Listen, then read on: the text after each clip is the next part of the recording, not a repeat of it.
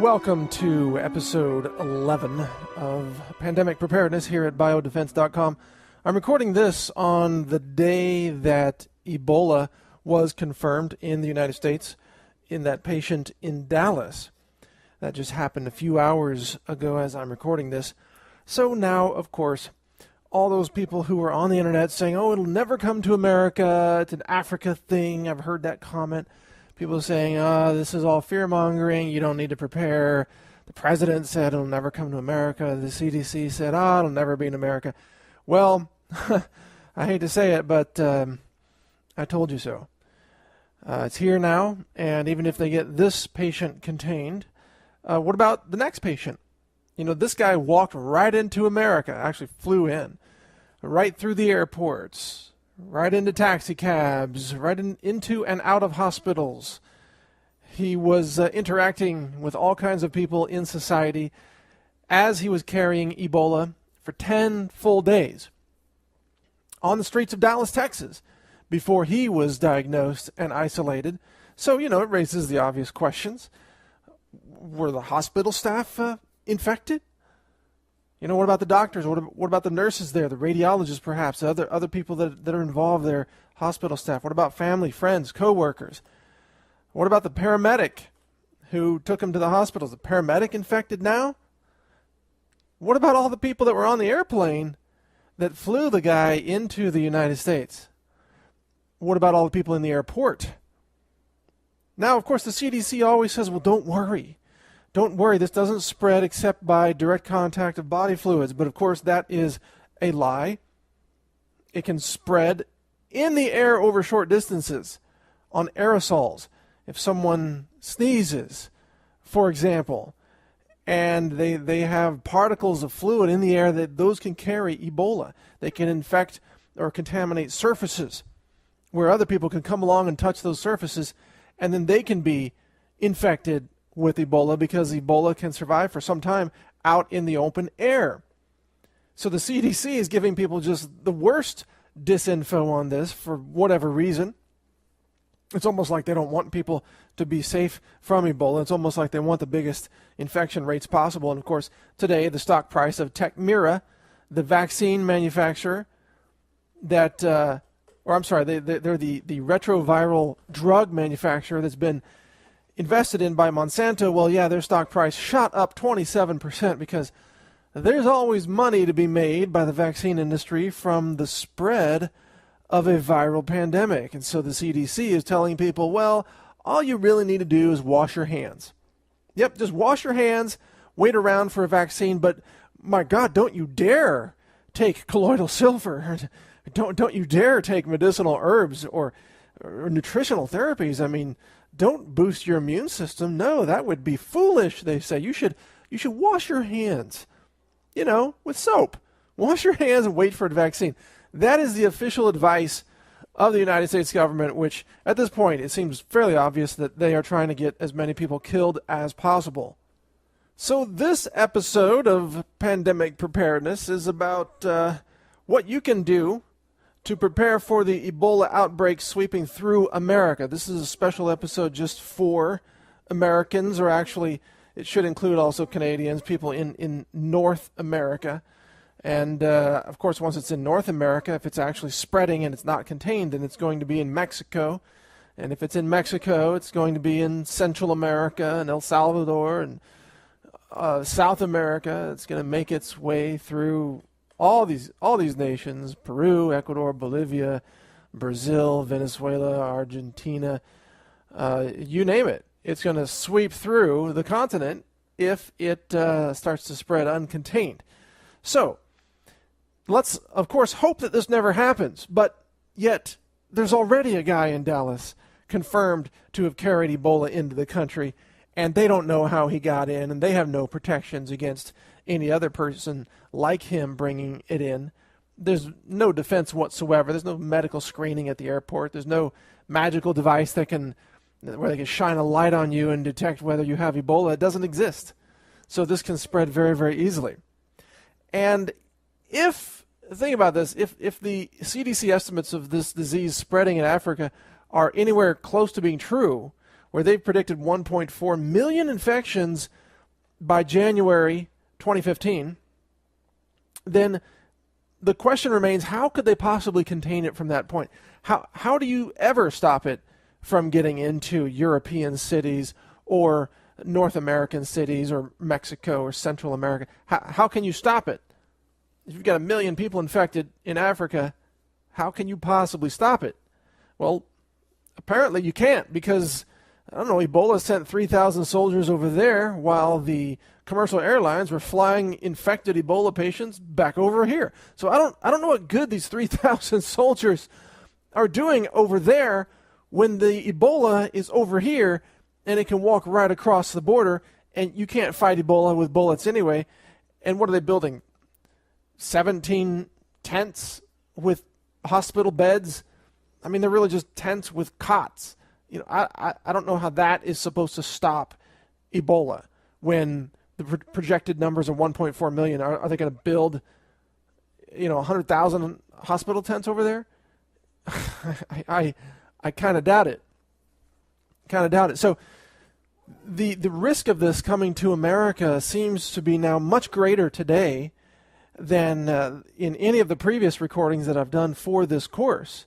But it's worth noting that I warned about this. So you might want to go back and actually review some of the earlier chapters of this course here on biodefense.com and listen to what I talked about even before it was ever confirmed in America, because it wasn't difficult to see this possibility coming. I thought that it would take until 2015 actually to see it in America at all. But this has happened much earlier than I estimated. However, it is likely that they're going to be able to contain this one infection. But again, what about the next person and the person after that and the person after that? If you don't close down the vectors of infection, which right now is air travel, then you're never going to really be able to stop the infections from coming in. And yeah, they might get lucky with this guy and be able to contain him and everybody that he came into contact with for 21 days and shut it down and contain it that way. But they may not be so lucky with the next person who walks in with an Ebola infection. Or maybe somebody fails to get diagnosed at all. There might be people who are infected with Ebola right now, walking around Los Angeles or New York City, who think they just have a cold. And they're still showing up at work. Maybe they work at the sandwich shop at the local grocery store. They need the hours, they need the paycheck because everything's more expensive. Food's going up in price, in case you haven't noticed. And so they're sneezing all over everybody's sandwiches there at the grocery store. And, I've seen this. I'm sure you've seen this too. People who should go home because they're too sick to be handling other people's food, but they need the hours, they need the money, so they're there. So maybe at the end of the day, 50 people go home with Ebola-infected sandwiches. This is not an outlandish scenario. This can happen. And it may have already happened, in fact, because the incubation time on this is up to 3 weeks. So there might be tens or hundreds of people right now who have been exposed, possibly infected with Ebola, who are carrying it right now, replicating it in their bodies right now, who have absolutely no idea that this is going on. This is how Ebola spreads. It's a stealth virus, really. Obviously, it doesn't announce its presence. You have to figure it out after the fact. So now what we're getting from the CDC and from the U.S. government is more delusional denials. The first denials were, oh, don't worry, Ebola will never come to this country. You're going to be fine. Don't worry and don't panic, right? That was the advice. So now it's here. So we know all the other stuff they told us was total BS. So it's here now, and they didn't stop it, and they didn't warn anybody. And so now they've come up with a new set of lies, which is, oh, don't worry, we have it under control. It's not going to spread. They say it doesn't even spread through the air, even though, of course, it can. But they're lying to people and saying, don't worry, don't panic, we have it all under control, which is why it showed up without their knowledge. Surprise, Ebola in Dallas. Yeah, if they had it under control, I don't think we would have Ebola in Dallas, would we? If they had it under control, we wouldn't have Ebola in America at all. So they don't have it under control, but they're trying to convince the public to keep it under control so that people don't freak out and panic. Because, my God, the worst thing to do in America, the greatest sin in Western culture today, is to tell the public the truth about anything. because the public can't handle the truth about anything, and certainly not the truth about a viral pandemic or the coming medical martial law quarantines, the shortage of food and medical supplies, and the kind of crisis that this nation would go through if an Ebola outbreak really began to spread. I mean, my God, you can't tell the public this information, says the mainstream media, because people would freak out. Yeah, of course people would freak out because they've been told year after year after year to not prepare for anything. They've been told the government will take care of you. They've been told vaccines are safe and never have any negative side effects, and you should put all your faith in the vaccine industry to keep you healthy. They've been lied to about natural cures and told that there's no such thing as a natural medicine, and that nutrition is worthless and vitamin pills are dangerous, and all these other lies that people have been told over the years. So, of course, the population is completely unprepared. They've been told, oh, you shouldn't have a home garden. In fact, we might arrest you if you have a home garden. Just ask Julie Bass up in Oak Park, Michigan. She was facing jail time for having her home garden. People have been dissuaded from growing their own food or even contributing to local communities with real food like raw milk. And so we have a nation now of people who have been completely trained to be completely unprepared. And then we have a government that continues to lie to them about what they need to be doing right now. And believe me, this same government has been preparing behind the scenes for the last several years. They've had this patent since 2010 on this Ebola virus. They actually own the patent. I've printed the patent number on naturalnews.com. You can look it up there if you want. They've had this strain of Ebola in the CDC freezers since 2007. And we've had scientists, genetic engineering scientists, in the United States, two that I can think of right now, that have been openly calling for Ebola to be released as a bioweapon to wipe out most of the population. One of them actually worked at the University of Austin in Texas. And he said that he wanted Ebola to wipe out the population, and that he was inspiring a lot of students to take on that idea. And then there was another scientist who was recently caught openly laughing and joking about how they should use a genetically engineered virus to cull the human population by about 25%. And this guy worked on Ebola. So, hey, look at the history here. You got all these crazy mad scientists, genetic engineering Franken-scientists, who are convinced that there are too many people in the world, and they want to release a virus to kill off as many people as possible as a way, in their own words, to kind of weed out the human population. That's what they're into. It's a sick, demented, anti-humanitarian type of philosophy, but that's very common in the sciences. And so every time that I see the CDC doing something like saying, oh, just wash your hands, don't boost your immune system, no, don't take colloidal silver, that's dangerous. Every time I see that, I'm thinking to myself, are these people actually trying to get the public killed? Because that seems to be the philosophy of many of these so-called top scientists today. It's like they hate humanity. They want to kill as many people as possible. So you got to wonder, I mean, like here's an important question. This guy that's been said to have Ebola in Dallas, Texas, well, as of this particular moment, well, he has not been identified. How do we know he's even real? How do we know he even exists? Maybe they'll release his name later and answer that question, but as of right now, we don't know that he even exists. We don't know that this is even real. Or maybe he was put there on purpose in order to spread Ebola in America. I mean, who knows? There's all kinds of crazy scientists out there who want to kill human populations. So they're capable of all kinds of things. Now, getting down to practical matters, what you need to know about an Ebola outbreak in America is that everything you have now witnessed in Sierra Leone, Liberia, and Guinea is a test case for what they're going to do in America. So, take my word on this. Lots of people don't believe what I say the first time I publish it because they didn't see it on CNN, so they say it couldn't be true. And then later on they come and say, oh my God, the health ranger was right. We should have listened earlier, so I'm asking you to listen now.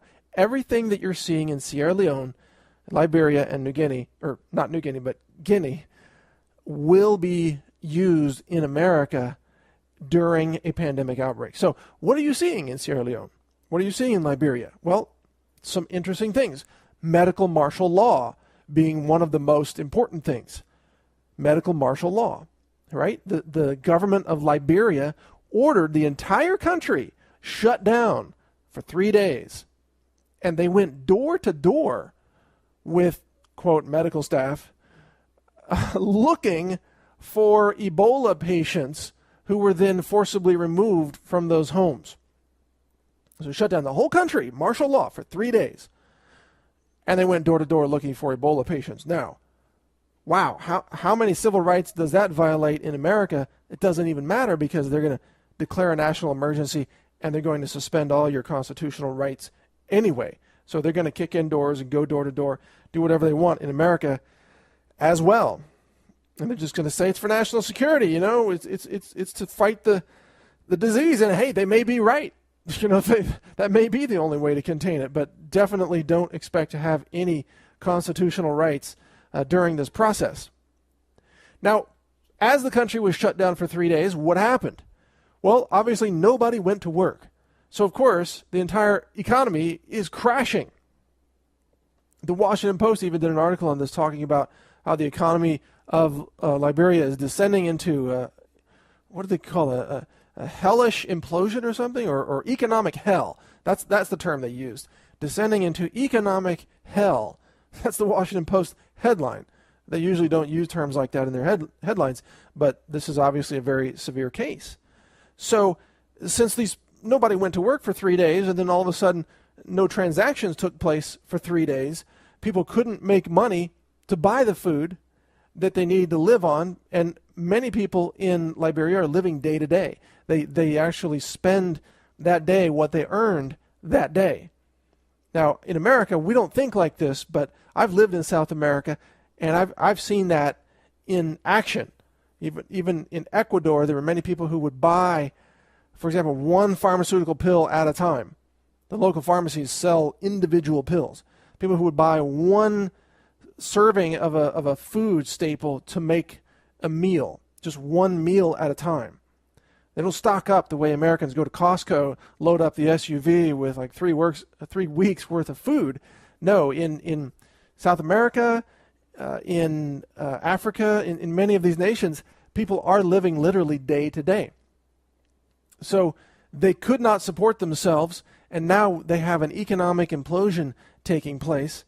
They've also got problems with now farmers are afraid to go out into the fields and work the fields and harvest the food, because now Ebola is spreading, and they want to stay home and not risk being out interacting with other people. So now the food that was growing is not being harvested, is rotting in the fields. And of course then food deliveries are halted for the simple reason that the guys driving the delivery trucks, they're not stupid. They don't want to drive into an infected zone to deliver food, so they're refusing to go there.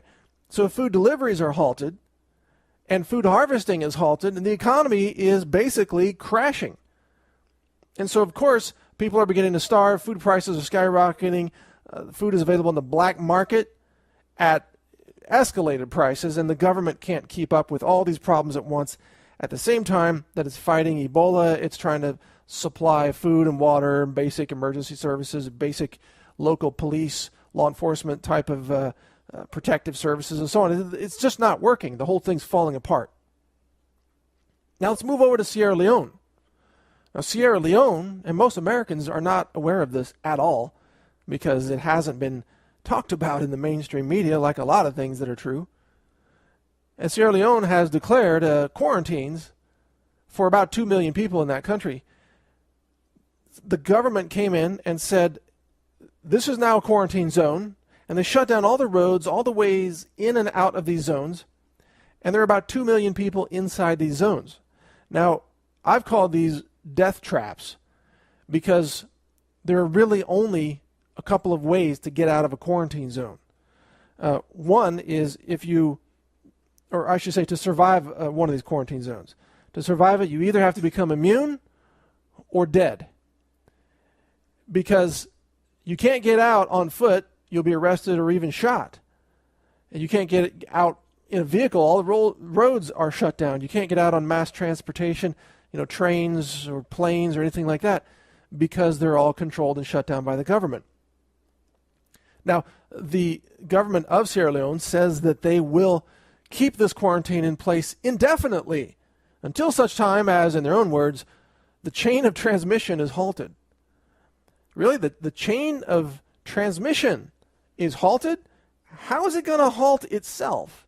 It's as if they have a magical wand and they are thinking that they can wave this wand around and say, hocus pocus, abracadabra, Ebola, stop transmitting now, and that the virus will just magically stop transmitting. It doesn't work that way. You don't just break the chain of transmission by wishing it so. What they're really doing is creating quarantine zones to sacrifice those areas for the protection of the rest of the country. So they are expecting about a 50% fatality rate among the people trapped in those quarantine areas. And this figure may actually be higher. I've heard estimates as high as 70%, which is probably happening because there is mass starvation taking place. The food deliveries, again, are not being made to the quarantine zones. Almost no one is allowed in or out. The government can't keep up with the demand. So now you've got starving populations who have then weakened immune systems, increased immune vulnerability to Ebola infections, which may further multiply the transmission rates and increase the fatality rates of the disease at the same time. That's what's happening in Sierra Leone. Now remember when I said a few minutes ago, everything that you're seeing happening in Liberia or Sierra Leone will also be used in the United States if an outbreak continues to expand in an uncontrolled manner. So what is uncontrolled? It means the numbers are increasing exponentially, and that the government workers or CDC people, doctors and so on, are not able to contain it. Now there was a study conducted at the University of Arizona, or Arizona State University, I believe, that found that for every one infection of Ebola across these three countries, Sierra Leone, Liberia, and Guinea, it resulted in an additional 1.4 to 1.7 infections. This is an exponential infection rate. So one infection results in, again, up to 1.7 new infections.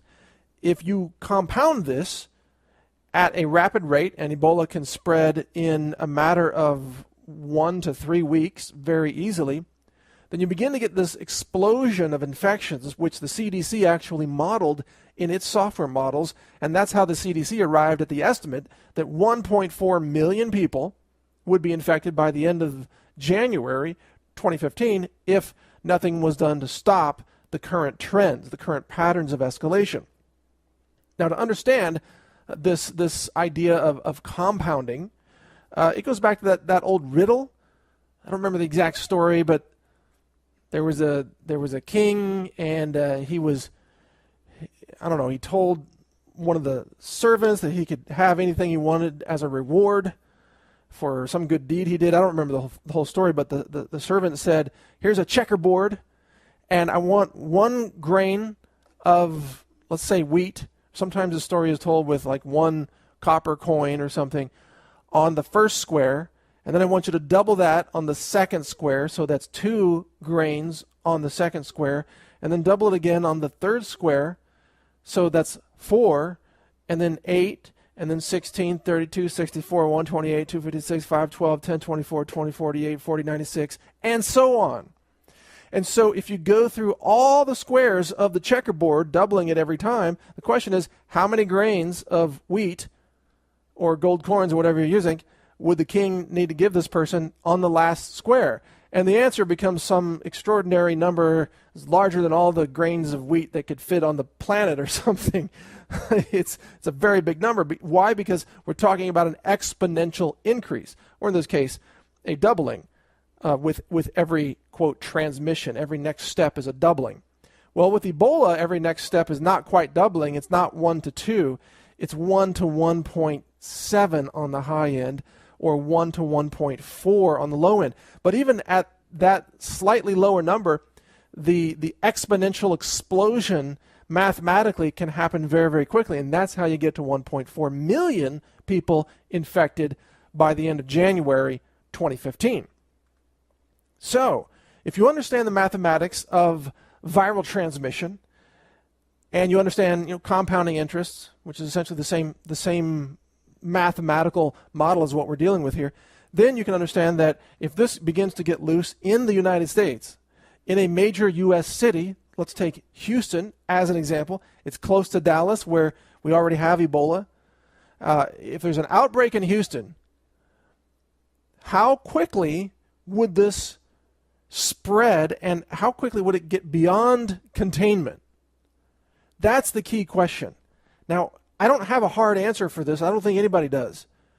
I think the CDC can relatively easily contain an Ebola outbreak that's among, let's say, 12 people.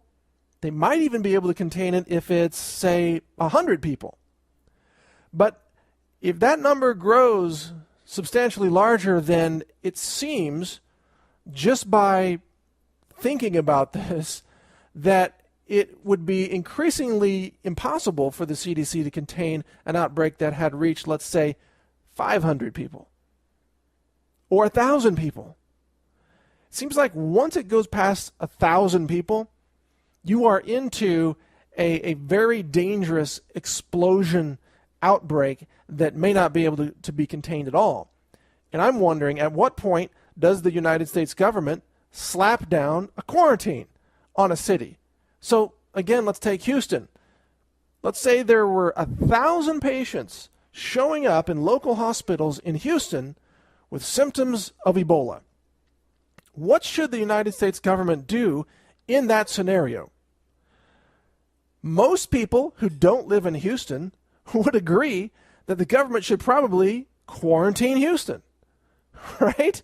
I can't disagree with that either. Even if I lived in Houston, I couldn't disagree with it, because the government is going to have to try to isolate this in order to save other lives in other cities. Now, I've seen some people overreacting right now online, saying because this one guy is in Dallas with Ebola, that they should quarantine Dallas. Now, can you imagine? Can you imagine quarantine shutting down? Just shutting down the Dallas airport would be an economic nightmare, a business continuity nightmare, just because of one guy. So then they're not going to do it for one infection or even 10, maybe not even 100, but you get across 1,000 infections? Would they shut down a city of millions of people because of 1,000 infections there? Maybe they would. I can't say what that threshold is. I don't know that anyone knows the answer, but it could be invoked at any time if the government sees that this is beginning to spread beyond control. They will try to lock down that city. But will they already be too late by the time they're willing to make that decision, with all the social and political costs that go along with it? If you've got 1,000 people infected in Houston and they lock down the city, they put in a quarantine, isn't it likely that you probably got a few dozen people infected in New Orleans or Dallas-Fort Worth, Austin, Texas, San Antonio? I mean, come on, Houston is connected to a lot of other cities by road, by rail, by air, by Greyhound bus, if you will, by train even. So by the time you've locked down one city, there's probably an outbreak in other nearby cities. Or maybe there's a flight from Houston to LA, and then you've got an infected person running around LAX, drooling all over the luggage carts, spreading Ebola there in LA. Now what do you do? How do you control little outbreaks that are happening in multiple cities at multiple locations? The CDC only has so many people. The government only has so many FEMA agents, and let's face it, they're kind of slow to react to things. I mean, the CDC it seems to be on the ball at the moment, but overall, Department of Homeland Security, DHS, I mean, come on, this is not the A team of solving problems. So if this begins to grow with any real kind of momentum or acceleration, it seems extremely unlikely that the United States government is going to be able to really do that much about it. Now, once it gets out of control, if indeed this happens, although we hope and pray it never does, but if it gets out of control and it's uncontained, then the national strategy shifts into an entirely different phase, which is, okay, it's not going to be contained. And by the way, this is the phase that Africa is in right now. It's not being contained. They're in a different phase, which is to slow the transmission and try to provide supportive care so that more people can survive the infection. Now, at this point, any government that has made this decision to say we can't contain it, they've already written off about 50% of the population, because that's the current fatality rate, actually 50 to maybe 70%, depending on what numbers you believe out there. Now, these viral transmissions tend to become slightly less fatal and more transmissive as they mutate in the wild. So it is possible that Ebola may actually reduce its fatality rate to 45%, 40%, even 30, 20. It could become a lot less fatal, but a lot more contagious at the same time. And in fact, a more, quote, successful viral pandemic is one that has a lower mortality rate, but a higher transmission rate, so that it can be carried and spread by more people who stay alive longer because they're not dying, because the fatality rate is lower. This is influenza, for example, the common cold, the flu. Why is it so successful as a viral pandemic? Why does it spread so easily? Because it doesn't kill so many people. The people stay alive, and they go to work at your workplace, and they sneeze all over everything, and they spread the virus. So that is the direction that these things tend to mutate over time. But there's no guarantee that Ebola will move in that direction. That just tends to be, that's a general trend among viral pandemics. Now, by the way, just as a side note on this, a virus that has a very high mortality rate tends to be easier to contain. So if Ebola goes to 70%, 80%, 90% fatality rates, it will actually be much easier to contain because it kills its hosts so completely, so quickly, that they don't have time to carry it and spread it to very many other people. So in a sense, the CDC might even say this, that it would be easier to contain if it had a much higher mortality rate. But these are just some of the dynamics that you need to keep in mind as this possibly begins to spread. Now, my current prediction, and this is a tough one because these things are just wild. I didn't predict it would be in America this quickly. But my current prediction is that they will keep this particular individual. This won't be a big outbreak. This will be contained. That's my belief, because I think the U.S. has the ability to track the transmission of this and to isolate anyone who was in contact with this person. So this is not going to get out of control. What I'm worried about is future people, more people, even people walking in across the southern border, which is completely unprotected. I'm really concerned. I think that Mexico City could become very easily infected. And if it spreads in Mexico City, then it's going to walk right across the border into the United States. And one of my great concerns in all of this is that as this begins to spread, or there are more cases that are diagnosed in the United States, or it walks across the border, and then we have maybe regional or local outbreaks, that the U.S. government will just continue to lie to the public. It's that our government has become so used to just lying all the time about everything that matters that they are incapable of telling the truth. So we have, for example, an economic crisis headed our way because of this massive national debt, which is now over $17 trillion. There's no way we're going to be able to pay this back. Much of our debt is held by nations like China and Japan, which could begin to sell our debt and therefore crash the value of that debt at any time and make it impossible for the United States to be able to borrow from other nations with any kind of a credit rating, which means we wouldn't be able to borrow affordably at low interest rates. This is never explained to the public by the government itself. They're just in a state of denial. They say, well, what debt? Or national debt doesn't matter. Or they even say, especially during election times, they say, well, we did balance the budget. What are you talking about? It's balanced. It's like they can't do math, but neither can many of the voters. So they seem to be able to get away with it. Well, the government will just routinely lie to people about things that really matter.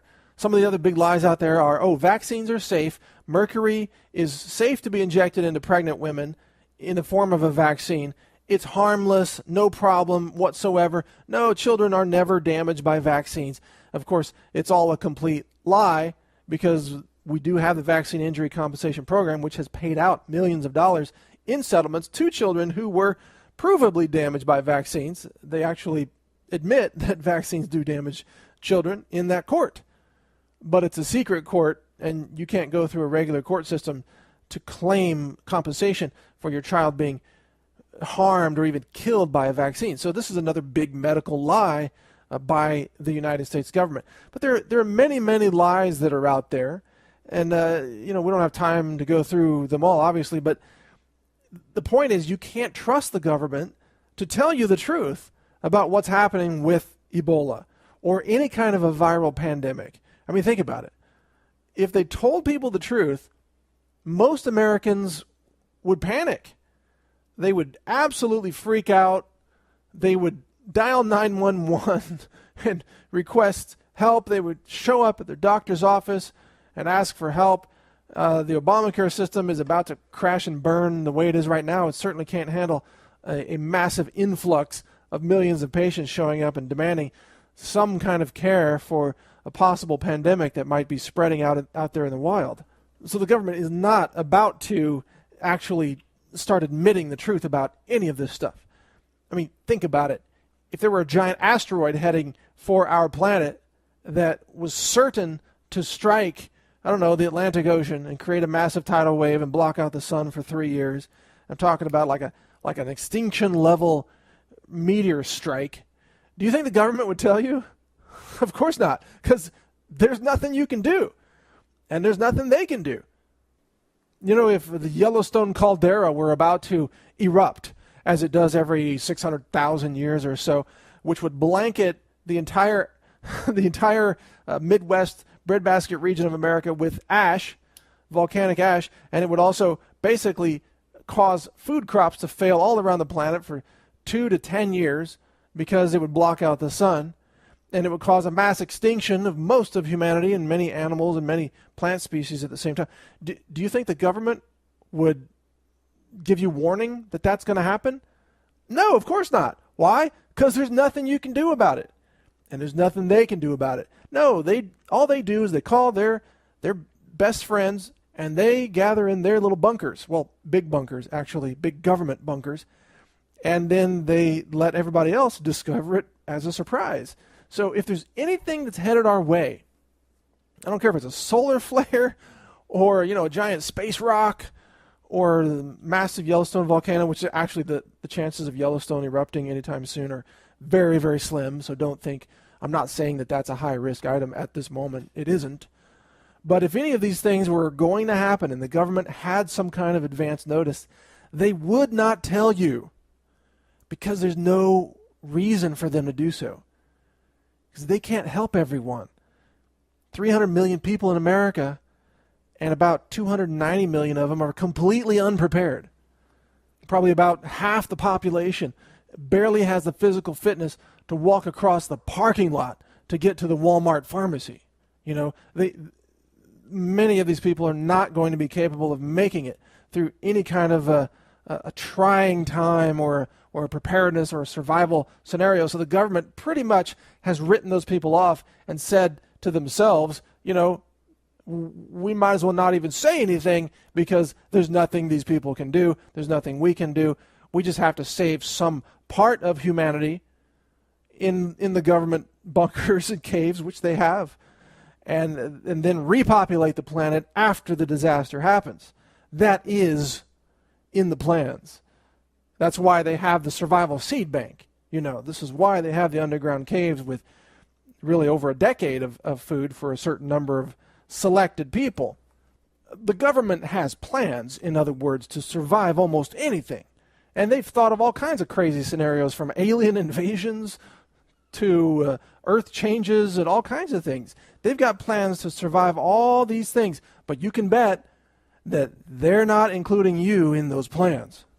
So unless you already have one of those free passes to the government's underground bunkers, and some of you listening may actually have that pass for all I know, but most of us don't. I sure don't. So if you don't have that pass, well, you got to create your own plan. You got to be able to survive with just you and your family members, maybe your neighbors. Maybe you've got some local support structure, maybe a church that's into preparedness, or some group that you can get together with to survive any of these scenarios, including a viral pandemic outbreak. If you want to survive this, don't depend on the government. The government's efforts so far in this Ebola fight have been nothing more than elaborate theater. I mean, Obama sent 3,000 troops over to Africa, and they've got a couple of bulldozers, and they are bulldozing some land to build some shelters, to house some cots. And by the time they're done with this, a few months down the road, they're going to have maybe 1,500 cots. And meanwhile, the virus will have exploded to like 150,000 infections. So this effort by the U.S. military is really just elaborate theater.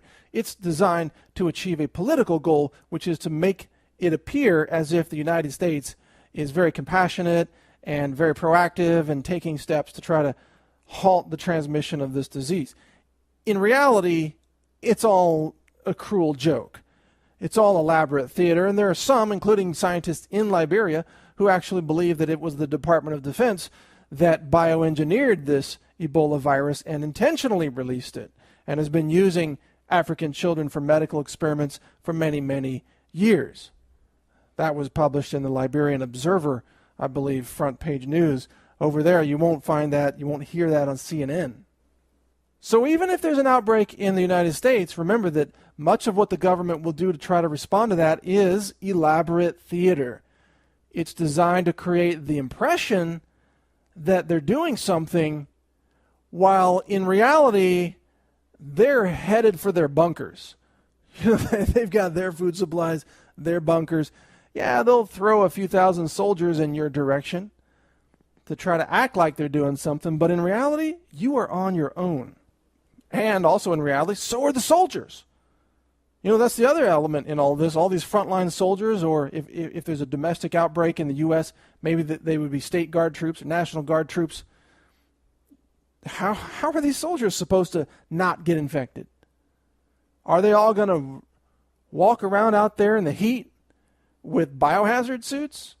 Do they even have that many biohazard suits? Do the soldiers have any training in how to wear protective gear and how to not become a victim of viral transmission? No, soldiers aren't trained in that. Soldiers are trained in lots of other skills, you know, kinetic warfare types of skills and logistics skills, communications, tactics and strategy, but they're not trained to fight a war with a strand of DNA. They're not trained to win a war against a virus.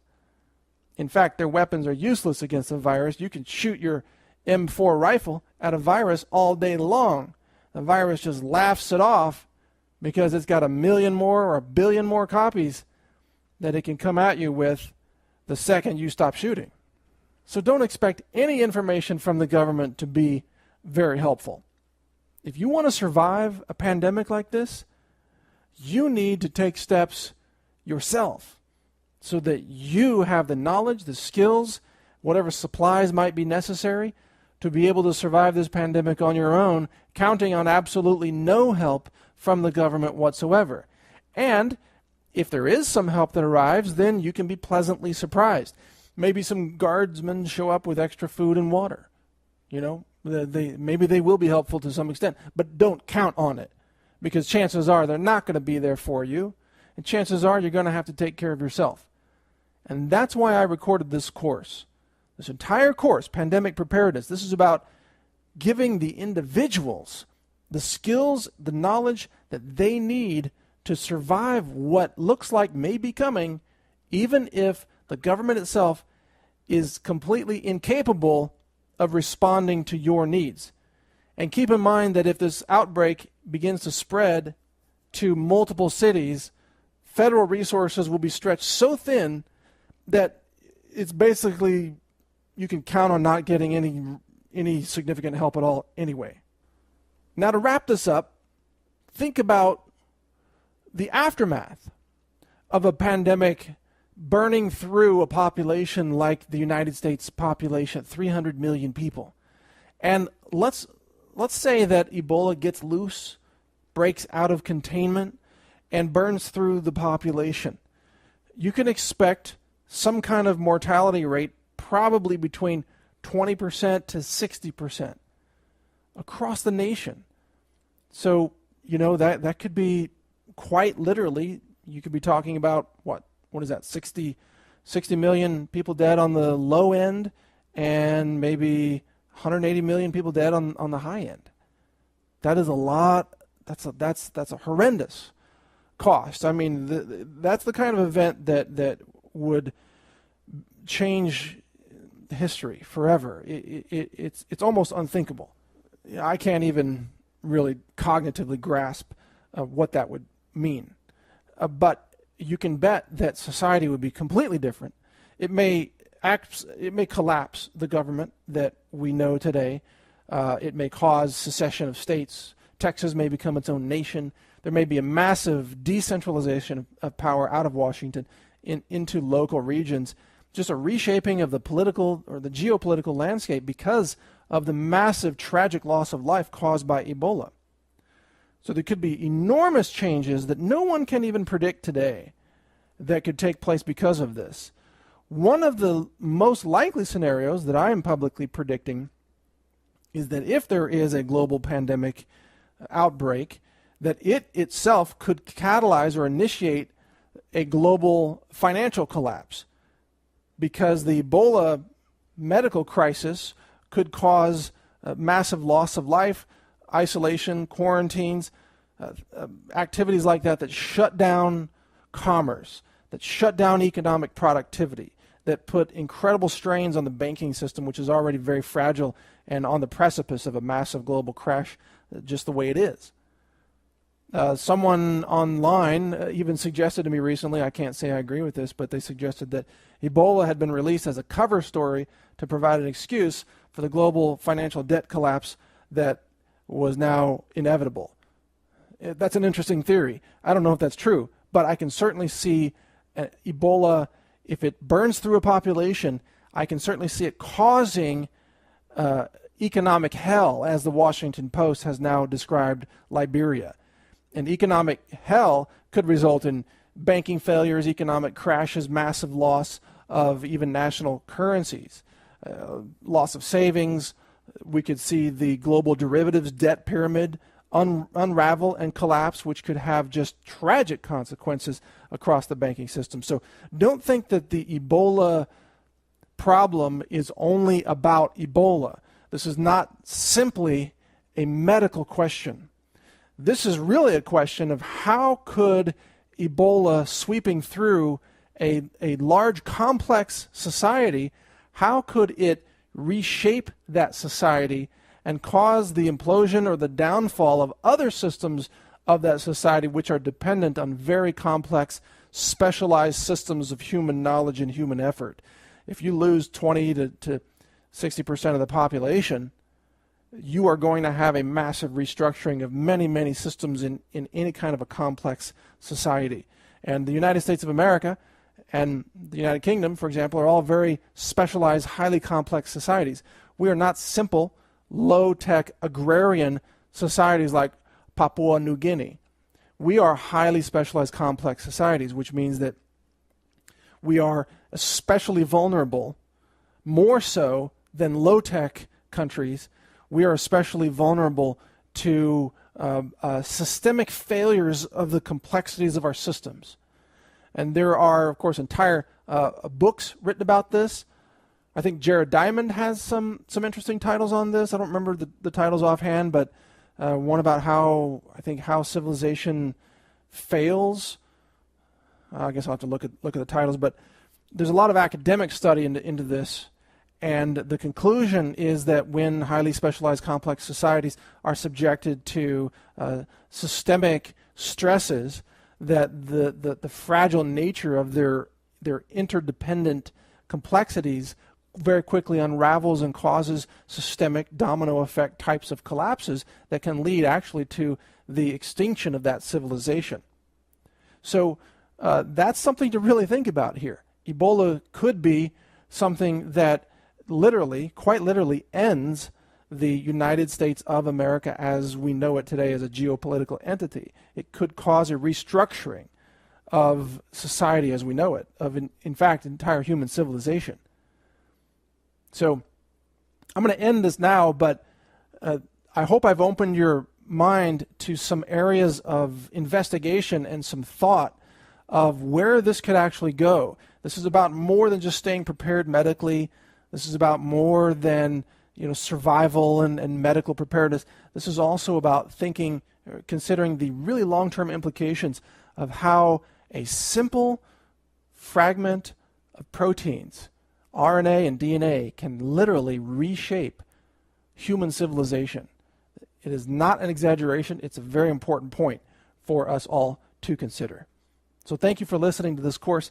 My name is Mike Adams. I'm the Health Ranger, and this is biodefense.com.